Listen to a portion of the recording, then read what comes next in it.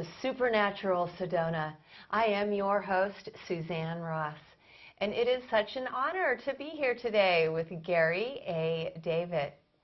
Gary has been an independent researcher of southwestern archaeology and rock art for over 25 years.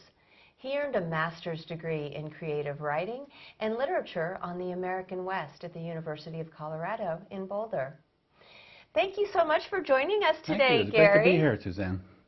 Gary has written 5 groundbreaking books presenting his astonishing revelations about the celestial-terrestrial connection between the placement of the ancestral Pueblo villages and the constellation of Orion.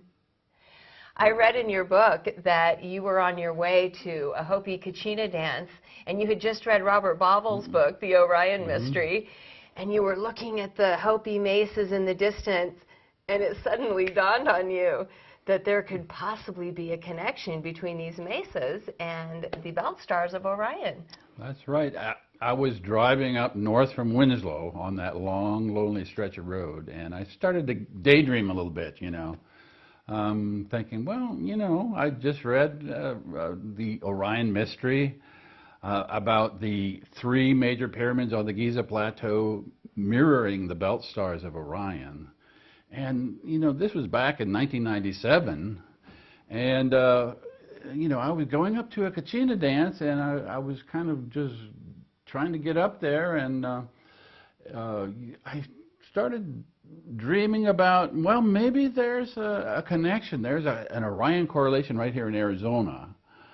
And, I thought, well, that's possible. There were 3 primary mesas that the Hopi live on. They've been there since at least 1100 AD. And so I thought, well, maybe that's something to look into. So I put it in the back of my mind, and I went up to the Kachina dances and watched the dances all weekend. And then I went back home, and I got out a map of Arizona, and I got out a sky chart and started to compare the two.